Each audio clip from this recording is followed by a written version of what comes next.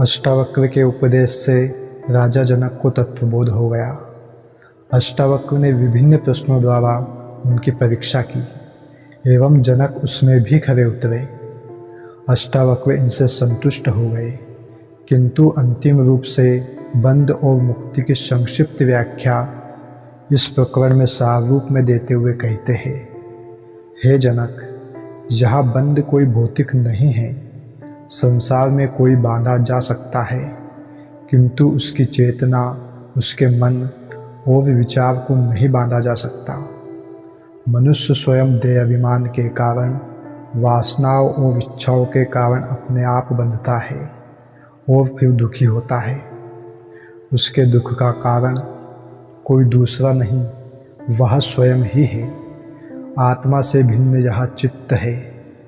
यह चित्त ही समस्त विचारों, वासनाओं और इच्छाओं का केंद्र है। इसी से संसार भासता है।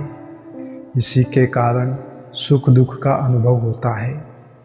यह चित्त विषयों की इच्छा वाला होकर उसे भोगने हेतु उसकी प्राप्ति की इच्छा करता है। इसी इच्छा से संसार की शुरुआत हो जाती है। इसी इच्छा पूर्ति हेतु वह संघर्ष करता है, दूसरों को कष्ट पहुंचाता है, शोषण करता है, अपनी तिजोरी भरता है, हिंसा व हत्या करता है, अनेक प्रकार के अच्छे एवं बुरे कार्य करता है। जो जो उसे प्राप्त होता जाता है, लोभ बढ़ता जाता है, तृष्णा बढ़ती जाती है, मोह बढ़ता जाता है। एक पूरा जाल तैयार हो जाता है। जब उसे प्राप्त होता है तब हर्ष होता है, प्राप्त नहीं होने पर दुख होता है। इस प्रकार वह सुख दुख का अनुभव करता है। प्राप्त नहीं होने पर अथवा बाधा आने पर क्रोधित भी होता है। इस प्रकार जब चित्त इच्छा करता है, वासनाग्रस्त होता है, तभी वह कुछ चाहता है, सोचता है, त्यागता है और ग्रहण करता है। इसी से उसे सुख दुख होता है। योग वशिष्ठ में भी कहा है कि वासना से बंधा चित्त ही बंधन है और वासना का क्षय ही मोक्ष है। इसलिए हे राम, तू वासना का त्याग करके मोक्ष की इच्छा का भी त्याग कर दे, तब तू सुखी होगा। बाहर कर्म जगत है जो छोटा है, किंतु इसके पीछे एक विशाल विचार जगत है एवं इसके पीछे ही सबसे विशाल वासनाओं का जगत है। वासनाओं से ही विचार उत्पन्न होते हैं एवं विचारों से ही कर्म होते हैं। इसलिए कर्मों को रोक देने से विचार नष्ट नहीं हो सकते एवं विचारों को रोक देने से वासनाएं नष्ट नहीं होती। वासनाएं यदि मूल है तो विचार उसके तने व शाखाएं हैं एवं कर्म उसके पत्ते हैं। इन सब की खुराक तो वासना रूपी जड़ों से ही मिल रही है, जिससे पत्ते मात्र काट देने से कोई परिणाम नहीं होता। जब तक वासनाएं जीवित है, तब तक कर्मों पर रोक लगा देने से कोई लाभ नहीं होता, बल्कि वासना क्षय से यह विचार और कर्म जगत अपने आप नष्ट हो जाता है।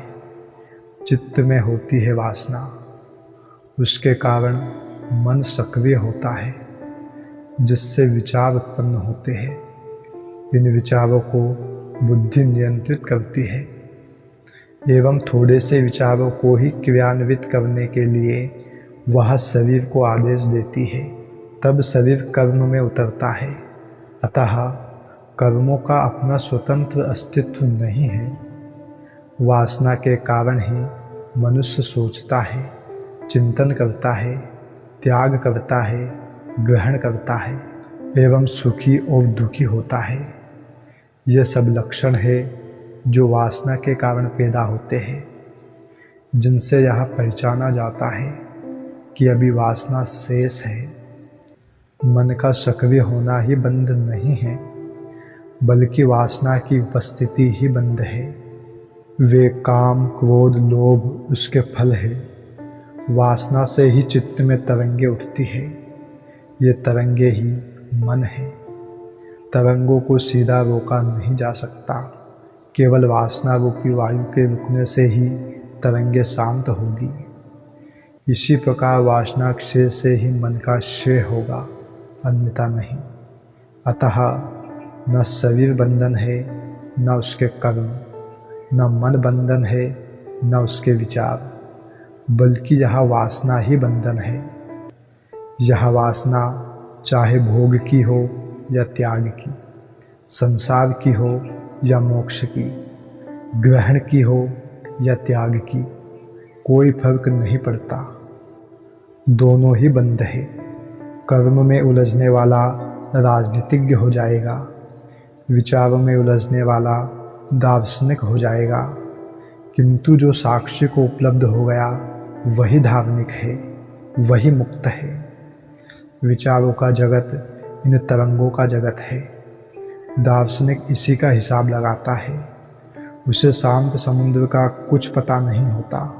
राजनीतिज्ञ कर्म में ही उलझा रहता है, उसे विचार जगत का भी पता नहीं रहता। कर्म सामान्य जन के भी समझ में आ जाते हैं, इसलिए कर्मों की व्याख्या अधिक हुई। विचार के तल पर कुछ ही लोग पहुंच पाते हैं, अतः इन्हें कम ही समझा गया एवं साक्षी तल पर तो बिरले ही पहुँचे हैं। इसलिए जो सबसे मूल्यवान है वह अधिकांश की पहुँच के बाहर हो गया। यही कारण है कि अज्ञान सर्वाधिक है एवं यही संसार है, यही बंधन है। ज्ञान अर्थात मुक्ति बहुत कम को उपलब्ध है। संसार में जितने भी धर्म है वे विचारों के जगत से ऊपर के नहीं हैं, इसलिए भिन्नताएं प्रतीत होती है। उपलब्धि का कोई धर्म है ही नहीं। मूढ़ तो कर्म में ही उलझ कर रह गए। वे आचरण, सदाचार, कर्मकांड से ऊपर की स्थिति का अनुभव ही नहीं कर पाए। अष्टावक्र इन सबको बंधन कहते हैं।